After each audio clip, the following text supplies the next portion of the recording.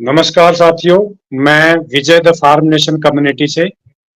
और जैसा आप जानते हैं कि फार्म नेशन कम्युनिटी के तीन ही मुख्य टारगेट्स हैं: फूड, हेल्थ और एनवायरनमेंट। और ये तीनों ही चीजें बड़ी कनेक्टेड हैं। तो आज हमारे साथ हम चर्चा करेंगे फूड की। और फूड और न्यूट्रिशन से रिलेटेड आज हमारे साथ चर्चा में है राकेश जी। राकेश जी ने स्पेशली जैसे आज मिलेट्स और मिलेट्स के फायदों की, जैसे मोटे अनाजों के ऊपर बात करेंगे। तो राकेश जी ने काफी लंबे टाइम से इसमें सेवाएं दी हैं, सामाजिक सोशल फ्रंट पे काम किया है मिलेट्स और मिलेट्स को प्रमोट करने के लिए। और इस विषय में वो काफी डेप्थ में जानकारी रखते हैं राकेश जी। राकेश जी, स्वागत है आपका द फार्म नेशन कम्युनिटी में। और नमस्कार, धन्यवाद जी। तो सर बताइए, हम शुरू करते हैं कि मिलेट क्या है, क्या चीज है। क्योंकि अभी क्या है, कुछ लोगों के लिए हो सकता है ये फैशन हो, लेकिन इसकी वास्तविकता डिटेल में आप ही बता पाएंगे। तो ये जो हम फैड कहते हैं, ये फैड ही है कि वास्तव में इसका जो इतना मतलब मिरेकुलस ग्रेन्स कहते हैं, इसके इतने बेनिफिट्स हैं। जी, जी। तो बताइए सर, मिलेट्स क्या हैं और इनके बारे में। नमस्कार साथियों, फार्म नेशन चैनल पे आप सभी का स्वागत है। और आज की चर्चा में जो हम बात रखने वाले हैं वो मिलेट्स के बारे में, कि मिलेट्स क्या हैं और स्वास्थ्य के लिए कैसे लाभदायक हैं ये। तो जैसे गेहूं है, चावल है, सीरियल्स का एक ग्रुप है, वैसे ही मिलेट्स एक ग्रुप है। इसके अंदर काफ़ी सारे अनाज हैं। तो अपने देश के अंदर भी 10 से ज़्यादा, वैसे तो इसकी सैकड़ों प्रजातियां हैं, लेकिन 10 से ज़्यादा मुख्य मिलेट्स हैं जो हम भोजन के रूप में लेते हैं अपने देश में। तो इनको या तो मोटे अनाज कहा गया है, लेकिन सभी जो मिलेट्स हैं वो मोटे अनाज नहीं होते। कुछ जो मिलेट्स हैं वो उनका दाना ज़रूर मोटा रहता है, जैसे बाजरा है, रागी है, ज्वार है। तो अगर हम बात करें कि ये क्यों फैशन में है, क्यों इनका नाम अधिक आ रहा है, तो वैज्ञानिकों ने ये पाया है कि इनके अंदर एक अद्भुत क्षमता है मिलेट्स के अंदर, कि अगर किसी व्यक्ति में रोग है तो उसको दूर करने की, मतलब हम ये नहीं कहते कि इलाज करता है, यह व्यक्ति के शरीर में ऐसी कंडीशंस पैदा कर देता है कि जो रोग उसके शरीर में है वो स्वयं ही उसका रिवर्सल हो जाता है। तो अच्छा, ऐसी रिवर्सल। कंडीशन रिवर्सल होता है। हम क्योर शब्द हम्म, नहीं इसके लिए इस्तेमाल करते, ये दवाई नहीं है, लेकिन ये एक हम्म, ऐसा हमारे शरीर में वातावरण पैदा करता है कि रोग की कंडीशंस ही खत्म हो जाती हैं। जिन कंडीशंस में रोग पैदा हुआ था वो कंडीशंस ही नहीं रही, तो रोग अपने आप खत्म हो जाएगा। तो इनके विषय में डॉक्टर खादर वली जी, जो मैसूर से डॉक्टर हैं, उनको अभी हाल ही में पद्मश्री से भी नवाजा गया है। उन्होंने लगभग अपने 25 साल की रिसर्च से यह सिद्ध किया है कि ये कैसे, ये जो ग्रेन्स हैं, वो कैसे मतलब काम करते हैं हमारे शरीर पर। तो उन्होंने क्या किया है कि पूरी दुनिया के अनाज पर शोध कार्य किया और ये पाया कि अनाज 3 तरह के हैं, जिनको हम पॉज़िटिव, नेगेटिव और न्यूट्रल ग्रेन्स कहते हैं। नेगेटिव ग्रेन्स वो हैं साथियों, जो हमारे शरीर में रोग पैदा करें। अब पूरी दुनिया में 2 ही ग्रेन ऐसे हैं जो रोग पैदा करते हैं, वे हैं गेहूँ और चावल। तो जैसे ही हमारे सामने गेहूँ और चावल का नाम आता है, तो हम ये कहते हैं कि ये तो हम 60, 70, 80 साल से खा रहे हैं, फिर कैसे हम्म, ये रिस्पॉन्सिबल? नहीं, ये डॉक्टर खादर वली ने वैज्ञानिक आधार देके इसको सिद्ध किया है कि ये 2 अनाज हमारे शरीर के लिए उपयुक्त ही नहीं हैं। इनकी डाइजेशन का सिस्टम ऐसा है कि वो हमारे शरीर में रोग पैदा करते हैं। तो इसको हम बाद में चर्चा में लाएँगे। अभी हम बात करते हैं कि पॉज़िटिव अनाज कौन-से हैं। पॉज़िटिव अनाज उनको कहा गया कि वो अगर हमारे शरीर में अगर कोई रोग की कंडीशन है, तो उसका वो रिवर्सल कर देते हैं। इस शब्द पे ध्यान देना साथियों, रिवर्सल, क्योर नहीं। मतलब वो कंडीशंस ऐसी पैदा करेंगे कि हमारे रोग जो है वो ऑटोमैटिकली ठीक हो जाएगा। तो पूरी दुनिया में 5 अनाज ऐसे पाए गए जो ये क्षमता रखते हैं कि वो रोग का रिवर्सल कर पाएँ। तो उनके मैं नाम हिंदी और इंग्लिश में दोनों एक साथ लूँगा। जैसे पहला है कंगनी, कंगनी को हम कहते हैं फॉक्सटेल। उसके बाद है हरी कंगनी, उसको ब्राउन टॉप मिलेट कहते हैं। स्वांग, इसको बार्नयार्ड मिलेट, कोडो मिलेट, इसको कोदरा कहते हैं। और लास्ट में है लिटिल मिलेट, जिसको कुटकी कहते हैं, क्योंकि इसका जो दाना है वो सबसे छोटा होता है। तो ये 5 अनाज हैं। यही अनाज ऐसे हैं जो भारतवर्ष में पहले पैदा होते थे। अब भी हो रहे हैं, लेकिन पहले लोगों का ये मुख्य भोजन थे, और विदेशों में भी। अब 5 पॉजिटिव ग्रेन, 2 नेगेटिव ग्रेन को अगर हम छोड़ दें, इनके अलावा दुनिया में जितने भी अनाज हैं, वे सारे न्यूट्रल कैटेगरी में आते हैं। न्यूट्रल का मीनिंग ये है कि ना तो वो हमारे शरीर में कोई रोग पैदा करते हैं, और ना हुए हुए रोग को वो ठीक करेंगे। तो हम्म, आप देखिए, ज्वार है, बाजरा है, रागी है, चेना है, मक्का है, ये सारे कैसे हैं? ये न्यूट्रल ग्रेन्स हैं, जो ना हमारे शरीर को हानि पहुँचाते हैं, ना वो लाभ पहुँचाते हैं। लेकिन हम्म। व्हीट और राइस 2 अनाज ऐसे हैं जो हमारे शरीर में रोग पैदा करते हैं। जी राकेश विजय। जी, एक एक और मेरा छोटा सा क्वेश्चन था। अच्छा, हुँ। इसमें अगर जैसे नॉर्मल आदमी इनको कंज्यूम करे, तो हुँ, हुँ। वो प्रिवेंटिव भी उसका मेजर हो सकता है कि भाई जो डिजीज नहीं, जैसे नहीं, ये बिल्कुल। रिवर्स तक कर देते हैं। देखिए, हमने कहा ना कि जैसे व्हीट और राइस के कंज़म्पशन से ही रोग पैदा हो रहा है। तो हाँ, अगर हाँ। एक नॉर्मल आदमी जो रोगग्रस्त नहीं है, वो हम्म, इनका यूज़ करना शुरू कर देता है, तो उसके हम्म, शरीर में वो परिस्थितियाँ ही पैदा नहीं होंगी जिनसे रोग होगा। तो नेचुरली हम्म, वो स्वस्थ ही रहेगा और उसको लाभ होगा। अच्छा, अब अभी हम जैसे आमतौर पे जैसे देखा जाए तो ज्यादातर लोग जैसे अलग अलग ज्योग्राफी में इंडिया में जैसे कहीं राइस ज्यादा खा रहे होंगे तो कहीं वीट खा रहे होंगे। मतलब जी, जी। 80% या 70% लगा लो कंजम्पशन शायद इन्हीं ग्रेन्स का होगा, अगर हम बिल्कुल, दालों बिल्कुल। को भी शायद। तो आप कुछ सजेस्ट करेंगे कि जैसे थोड़ा सा कैसे स्टार्ट करना चाहिए लोगों को भी, कितना परसेंटेज, या शुरू में एब्रप्टली हो सकता है बहुत सारे लोग नहीं बंद कर पाए, तो नहीं, कैसे स्टार्ट कर किसी सकते हैं? भी आदत को जो बदलना होता है, वो हमेशा मुश्किल होता है। लेकिन कम हम्म, से कम जो लोग रोगी हैं, वो इसको हम्म, शुरू करें, और एक हम्म, टाइम से वो शुरू करें। ये नहीं कि हम ये कहते हैं हम्म, आज ही भाई तेरा व्हीट और राइस बिल्कुल बंद है और हम्म, खाएगा तो गड़बड़ होगी, नो। आप एक हम्म, समय से शुरू करिए इसको, और इसको ये हम्म। भी कहा गया कि इसको फर्मेंटेड फॉर्म में लें। अम्लीय अच्छा, अच्छा। कहा है डॉक्टर खादर वली ने इसको, मतलब इसको जैसे बॉयल करके कुछ घंटे छोड़ देना है। उसके बाद इसको ओके। आप खाइए, तो इसके अंदर जो गुण हैं वो काफ़ी गुना बढ़ जाते हैं। अच्छा, अच्छा, जी। फर्मेंटेड मतलब फर्मेंटेड फॉर्म में कि जैसे थोड़ी पहले देर हम रख के बासी भोजन बाजरे की खाते खिचड़ी थे। खाते, जैसे हाँ, बाजरे की बासी, खिचड़ी खाते थे लोग। बिल्कुल, बिल्कुल, बासी भोजन की प्रथा थी हमारे देश में। लेकिन क्या हम्म, है कि हम उसको वैज्ञानिक आधार नहीं दे पाए। क्यों? हम्म, बासी भोजन में होता क्या है, जो भोजन है, वो हवा में से कुछ बैक्टीरिया को अट्रैक्ट करता है, और वो हम्म, लाभदायक बैक्टीरिया हैं, जब वो हमारे शरीर में जाते हैं, तो कुछ वो विटामिन पैदा करते हैं, जो शरीर हम्म, में अदरवाइज़ पैदा नहीं होते। तो हम्म, इसलिए हमें उन बैक्टीरिया का सेवन करना होता है, वो ज़रूरी हो। हम्म, हाँ, तो जैसे पहले भी कुछ फूड हो सकते हैं डिपेंडिंग ऑन नेचर कि जो जैसे हुँ, ऑक्सीडेशन वगैरह हो जाए, पर मेरे ख्याल से हुँ। मिलेट्स विलेट्स में वो कोई सवाल नहीं है ऑक्सीडेशन का। नहीं, वो नहीं, ज्यादातर सिट्रस वाले। ऑक्सीडेशन इतना नहीं होगा, जैसे कि मान लें सभी तरह की उसके अंदर हम्म, क्रियाएँ, प्रतिक्रियाएँ होंगी, लेकिन अगर हम्म, लाभ ज़्यादा हो रहा है और हानि कम हो रही हम्म, है, तो हमें लाभ पे हम्म, फ़ोकस अधिक मिल रहा है हमें। बिल्कुल, बिल्कुल, बिल्कुल। अच्छा, तो इसमें जैसे आपने बताया, एक और इसमें जैसे सवाल रहेगा कि इनको जैसे क्या मतलब एप्लीकेशंस हैं और कैसे यूज करना चाहिए, कि भाई जैसे किस इनके किस फॉर्म में हम खा सकते हैं? जी, जी।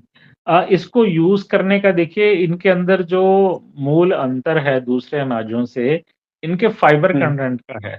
व्हीट के हाँ, अंदर 1.2% फाइबर है, राइस के अंदर हम्म, 0.2% फाइबर है, और जब की हम बात करें हुँ, इन 5 मिलेट्स की ही हम विशेषता बात करेंगे, इनके अंदर 8 से लेके 12.5% तक फाइबर होता है। तो फाइबर का रोल क्या है हमारी बॉडी में? मेन जो आम लोग जानते हैं कि फाइबर का रोल ये है कि वो हमारी बॉडी में भोजन की मूवमेंट को हेल्प करता है। इसके अलावा भी है, दूसरा एक रोल ये है कि फाइबर हमारी बॉडी में कैसे ग्लूकोज़ को रिलीज़ करना है, कितना रिलीज़ करना है, कब करना है, उसको भी कंट्रोल करता है। तो जिस भोजन में, जिस अन्न में फाइबर ज़्यादा होगा, वो फाइन ट्यून्ड होगा उसका जो ग्लूकोज़ रिलीज़ है। और अगर मान लीजिए जैसे हमने चावल खाया, ये सबको पता है कि चावल अगर हम खाते हैं तो बहुत जल्दी वो डाइजेस्ट हो जाते हैं। क्यों? वो कम फाइबर होने के कारण अपना ग्लूकोज़ एकदम से हमारी बॉडी में छोड़ते हैं। और खाना खाने के बाद मतलब चावल अगर पर्टिकुलरली खाया है, तो हर इंसान की शुगर एकदम से बढ़ती है, इसको स्पाइक कहते हैं। लेकिन एक जो नॉर्मल पर्सन है, उसकी बॉडी में ग्लूकोज़ का लेवल डाउन आ जाता है कुछ देर बाद। लेकिन जो डायबिटिक पर्सन है, उसकी बॉडी में वो ग्लूकोज़ का लेवल डाउन नहीं आएगा, उसके लिए फिर उसको इंसुलिन या जो और दवाएँ हैं डायबिटीज़ की, वो लेनी पड़ती हैं। अब जहाँ तक इसको खाने का तरीका है, तो इसको ग्रेन फॉर्म में भी लिया जा सकता है, इसको रोटी की फॉर्म में भी लिया जा सकता है। 2 ही तरीके हैं अपने जैसे मान लो हुँ, चावल की फॉर्म में ले लिया या रोटी की फॉर्म में, 2 ही तरीकों से हम मेनली इसको यूज़ करते हैं।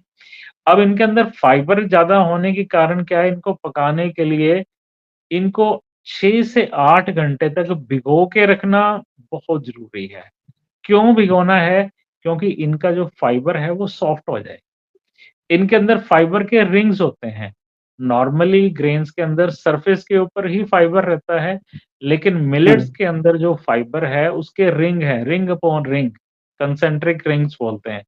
तो उस हुँ, फाइबर को सॉफ्ट करने के लिए इसको 6 से 8 घंटे तक भिगो के रखना ज़रूरी है। उसके बाद ज़रूर। जब आप इसकी कुकिंग करेंगे तो हमेशा ये ध्यान रखने वाली बात है कि इसको एक खुले बर्तन में करना है। अगर आप प्रेशर कुकर यूज़ करेंगे तो आपको कोई इफ़ेक्ट इसका मतलब बेनिफिशियल इफ़ेक्ट मिलने वाला नहीं है। क्योंकि हम सब ये जानते हैं कि जब हम कुकर का इस्तेमाल करते हैं तो न्यूट्रिएंट्स का लॉस होता है। लेकिन मैंने यहाँ कुछ परिवार अम्बाला में कुछ परिवारों में देखा कि जिन लोगों ने कुकर का यूज़ किया, उनको कोई भी फ़ायदा नहीं हुआ। वो लगातार 2 महीने, 3 महीने तक इसका सेवन करते रहे और उनको कुछ भी लाभ नहीं हुआ। तो उससे मतलब इनडायरेक्टली हमें ये प्रूव होता है कि अगर हम कुकर में कुकिंग करते हैं किसी भी भोजन की, तो उसका न्यूट्रिएंट्स अगर हम मिलेट्स की बात करें, तो इनके केस में मेडिसिनल गुण उसके खत्म हो जाते हैं। और हम ये कह सकते हैं जो कुकर का बना हुआ खा रहे हैं, बस हम अपना पेट भर रहे हैं, उसमें से हमें न्यूट्रिएंट्स के नाम पे कुछ नहीं मिल रहा। अच्छा और राकेश रही जी, बात जैसे जी, आपने बताया मोटा-मोटा कि भई एक तो इसको 6 से 8 घंटे ओवरनाइट या जैसे भी है भिगोना चाहिए पहले, बनाने से हाँ, पहले। दूसरा बिल्कुल, आपने बताया कि भई कुकर यूज़ करें, ओपन जो भी बर्तन है उसमें आप ओपन वेसल में। पक हाँ, ओपन वेसल में इसको पकाएँ। अच्छा मैं ये कह रहा था जैसे एक आपने बताया कि फ्लोर आटे की फ़ॉर्म में इनको खाया जा सकता है और हुँ, दूसरा आपने बताया कि भई राइस के टाइप से भी इनको बनाया जा सकता है। जी। एक वो जैसे खिचड़ी या खीर टाइप भी हम बना सकते हाँ हैं, जी, हाँ जैसे जी। कई आप ये देखिए कि जो कुछ हम चावल का बना सकते हैं, वो सारी हुँ, चीज़ें इससे बना सकते हैं। आप इसका डोसा बना ओके, ओके। सकते हो, इडली बना सकते हो, पोहा बना सकते हो, सब कुछ बना सकते हो। सिंपली आप ये हुँ, सोचिए कि ये गोल चावल हैं, वो लंबे हुँ, चावल, हुँ, ओके, कुछ ओके। भी आप बना सकते हैं। जी, अच्छा, अच्छा। अच्छा इसमें फिर जो आपने बताया और इसमें मतलब इसमें कोई डाइट का इंटेक भी है कि भई जैसे एक एक बात आती है हमेशा कि भई मिक्स करके मल्टीग्रेन जैसे आटा खा रहे हैं आजकल लोग, तो जी, इसको जी। मतलब एज़ ए मल्टीग्रेन आटा भी खा सकते हैं कि नहीं सिंगल जो भी है, क्या है इसमें मतलब?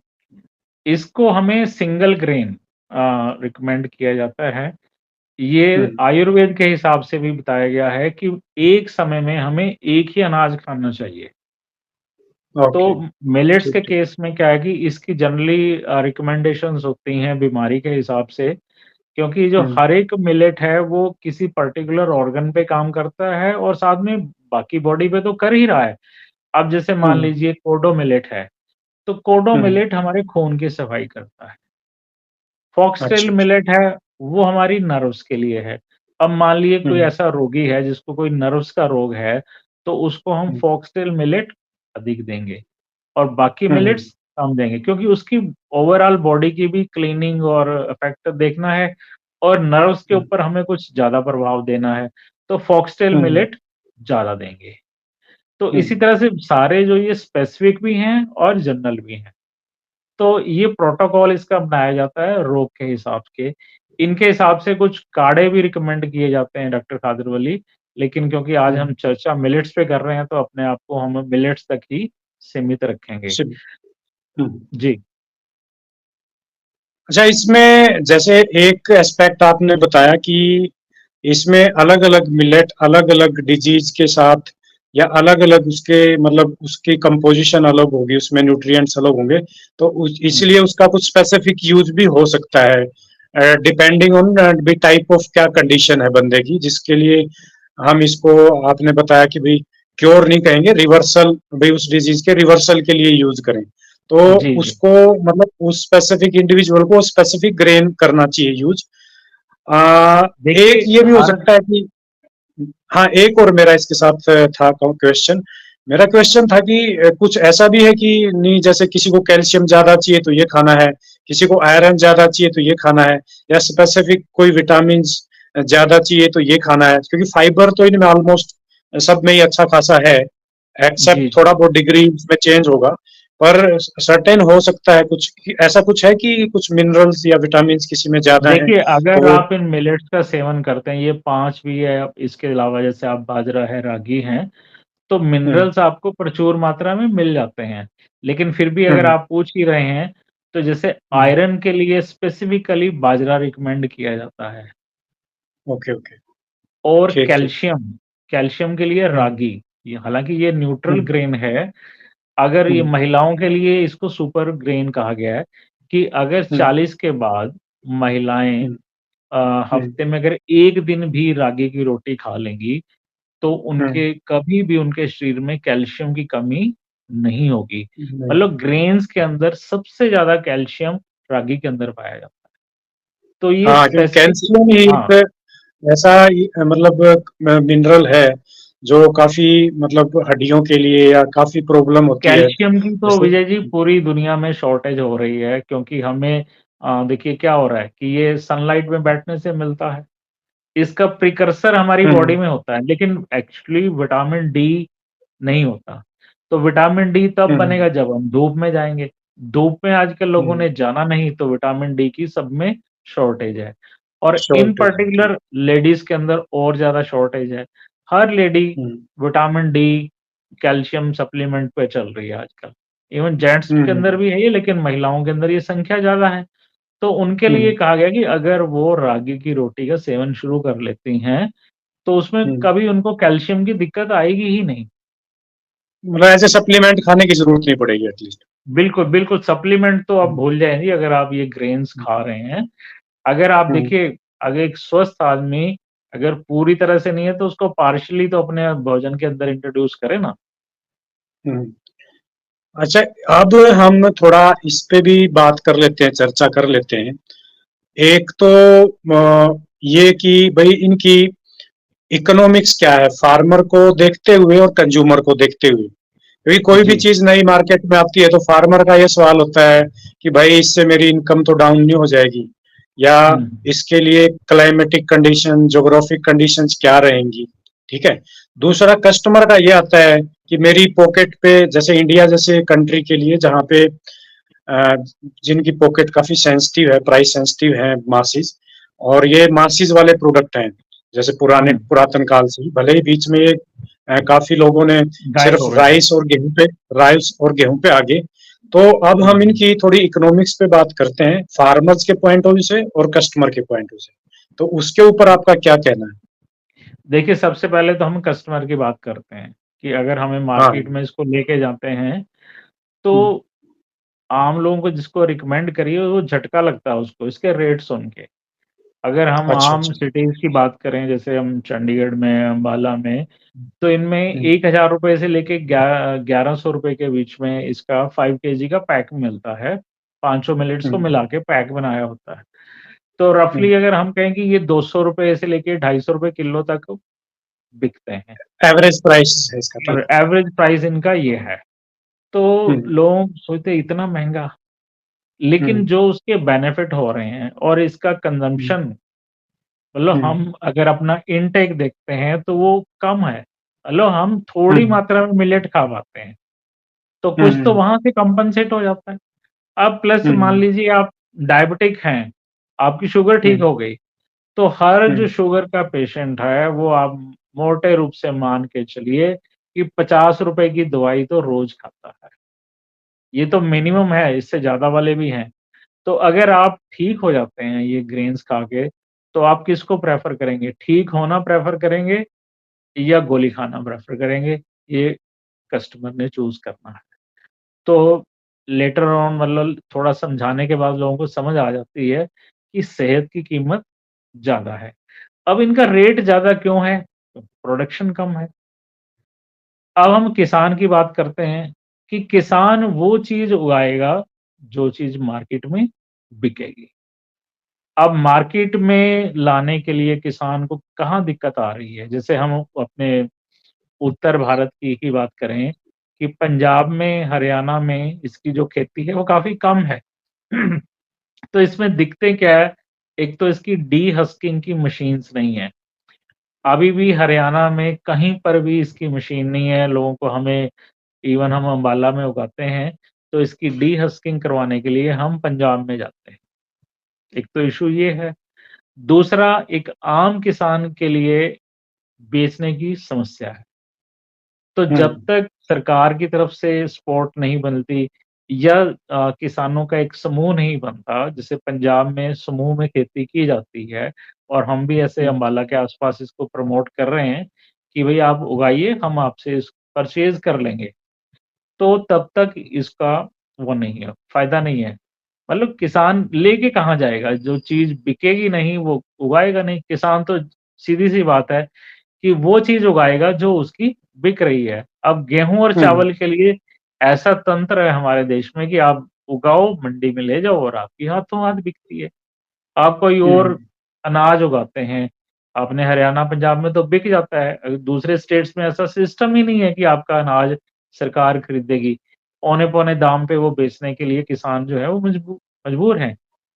तो इसमें क्या है कि किसान को फ़ायदा है, लेकिन अगर उसको कहीं से टेक्निकल सपोर्ट और एश्योरेंस मिल जाती है कि ये मेरा माल बिक जाएगा, तो निसंदेह किसान को इसको उगाने में फ़ायदा है। तो जैसे और अभी बहुत सारे एफपीओ वगैरह बने हुए हैं, तो जी, एफपीओ, अगर जैसे एफपीओ का भी देखो इसमें फायदा है और किसानों का भी है, तो उस तरह से कुछ ट्राई किया जा सकता है। जैसे ऑलरेडी ज्वार बाजरा तो इस साइड भी कर ही रहे हैं, और कुछ कुछ लोग और भी ट्राई किया है, वो मतलब और भी, और देखिए ज्योग्राफिकल और ज्वार, क्लाइमेटिक कंडीशन भी मेरे ख्याल से इसके लिए कंड्यूसिव है। ऑल ओवर इंडिया कहीं पे भी किया जा सकता है, जिस टाइप का इंडियन क्लाइमेट है। इन मिलेट्स की खेती कहीं पर भी की जा सकती है, ना तो इनको अच्छी उपजाऊ भूमि की ज़रूरत है, ना इनको खाद की ज़रूरत है, ना अधिक पानी की ज़रूरत है। पानी की जरूरत मतलब है। बिल्कुल एडवर्स कंडीशन, जिसे कहते हैं बेकार से बेकार लैंड, वहाँ हम्म, पानी नहीं है और खाद नहीं डालनी, तब भी ये हम्म, पैदा हो जाते हैं। हम्म, तो वो तो कोई कंडीशन नहीं है, पूरे इंडिया में ये पैदा हो सकते हैं। लेकिन अभी जो है, जो मुख्य जो पूर्ति हो रही है, वो झारखंड, आंध्र प्रदेश, कर्नाटक और ये यहाँ तमिलनाडु, इन एरिया से ही इसकी पूरे देश को और जो विदेशों में सप्लाई है, वो हो रही है। हम्म। अच्छा, एक जो कंज्यूमर से रिलेटेड क्वेश्चन था मेरे दिमाग में उठा था, वो मैं आपसे पूछ नहीं पाया।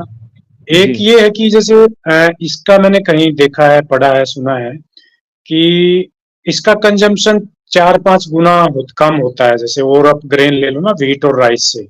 और जी, दूसरा जी। इसका सैटिस्फैक्शन बड़ा बढ़िया आता है, मतलब आपको जल्दी भूख नहीं लगती। जैसे जनरली बिल्कुल। क्या होता है आजकल जो ट्रेंड है ना, आदमी ओवर ईटिंग कर लेता है, बार बार कुछ कुछ खाता रहता है। तो हुँ, इसमें हुँ। ऐसी सैटिस्फैक्शन है, तो मुझे लगता है इसके दोनों ही फायदे हैं।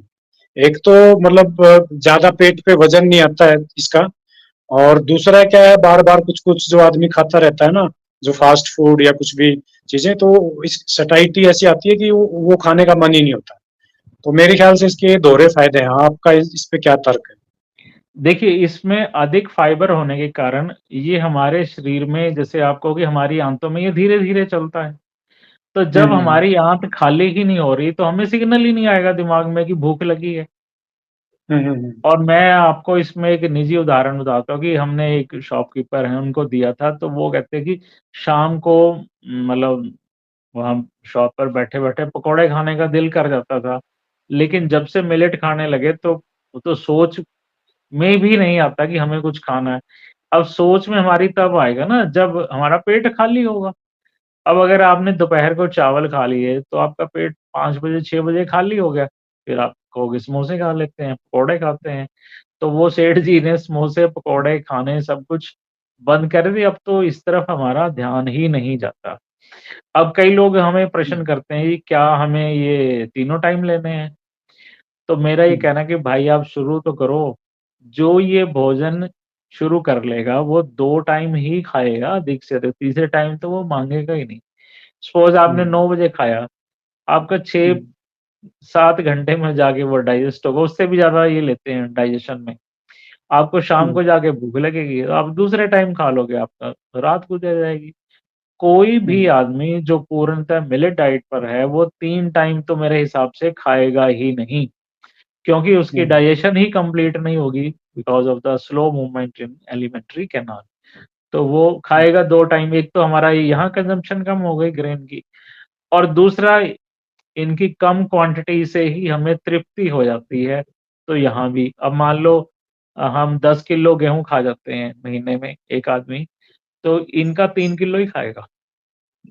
हम्म। जी। तो अभी जैसे, और इसके ऊपर जैसे आप फार्मर्स को या कस्टमर्स को मतलब ओवरऑल क्या, मतलब समराइज करके संदेश देना चाहेंगे कि भाई अपना जो हेल्थ एंड वेलनेस का इतना जो आप मतलब जो सिचुएशन इतनी बिगड़ रही है, ऑल ओवर जी। वर्ल्ड ही है, पर इंडिया को तो डायबिटिक कैपिटल कहने लग गए हैं अभी, कि एक टाइम पे कैंसर कैपिटल भी कहते थे, भले ही वो ठीक नहीं है, मतलब वो शायद लॉजिकली गलत डाटा कैंसर था। कैपिटल बनेंगे, हाँ, कैंसर कैपिटल, तो क्या बन ये जाएँगे। डायबिटिक कैपिटल और कैंसर कैपिटल को रिवर्स कर सकते हैं, या और बिल्कुल जो कर भी सकते तमाम हैं। बीमारियों में? देखिए, सब हमारा अगर भोजन में परिवर्तन करें हम, ठीक अब जैसे आज मतलब शोध कार्य हुए हैं, उसमें ये पाया गया कि हरित क्रांति के बाद हमें भोजन तो उपलब्ध है, लेकिन उस भोजन के अंदर न्यूट्रिएंट नहीं है। मीन्स हम पेट भर रहे हैं और जो राइट काइंड ऑफ न्यूट्रिएंट्स हमें मिलने चाहिए, वो मिल नहीं रहे, तो हम इसलिए बीमार हो हम्म रहे हैं। तो अगर हम हम्म अच्छा खाना कम मात्रा में खा लेंगे, तो हम स्वस्थ रहेंगे, रोग ही पैदा नहीं होंगे। एक तो देखिए सिंपल सी बात है कि सरकार कितनी सुविधाएँ पैदा कर रही है, डॉक्टर्स, हॉस्पिटल्स, और पेशेंट्स का नंबर जो है वो लगातार बढ़ता ही जा रहा है। तो इसका मतलब ये है कि कहीं न कहीं हमारे खाने में कमी है। तो अगर हम अपने हम्म खाने की जो कमी है उसको दूर कर लेते हैं, तो हम स्वस्थ ही रहेंगे। अब खाने की कमी, अनाज ठीक करो, अपनी सब्जियाँ ठीक करो, थोड़ा अपना एक्सरसाइज़ करो, तो एक होलिस्टिक अप्रोच अपनानी पड़ती है। ये नहीं है कि हम कहें जी आप मिलेट्स खाइए, कल को आप सुपरमैन बन जाएँगे। नो, आपको मिलेट्स भी खाने हैं, आपको अच्छी वेजिटेबल्स भी खानी है, मिल्क मिल्क प्रोडक्ट्स भी अच्छे लेने हैं।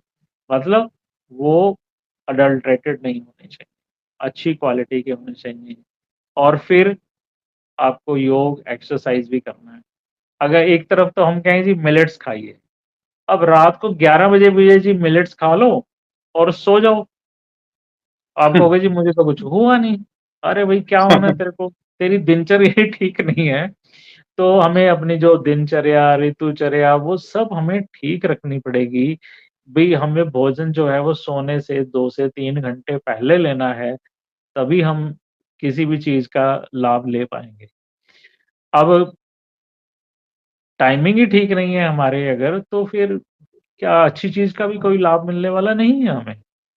मतलब आपने जो बताया कि भाई डिसिप्लिन तो होना ही चाहिए, एक रूटीन है जो डिसिप्लिन तो दिनचर्या सबसे है। पहले है जी, वो खाने में भी होना हम्म। चाहिए, आपकी हम्म। एक्सरसाइज़ भी होनी चाहिए, सब तरह से आपको फ़ॉलो करना पड़ेगा, तभी आप तो जैसे ठीक रहो। आपने बताया कि एक होलिस्टिक अप्रोच और एक पूरी बैलेंस्ड, तो कहीं ना कहीं मिलेट में वो काबिलियत है, जैसे आपने चर्चा की कि भाई मिलेट से एक तो आपका जो भूख लगने वाला सिस्टम है ना, जो एक आदमी को एक इम्पल्सिव एक क्रेविंग होती है ना कि भाई अब ये खा जी, लूं वो खा लूं, तो वो सटाइटी को ये बैलेंस करता है वो बंद हो कि जाएगा आपको। हमारा। हाँ।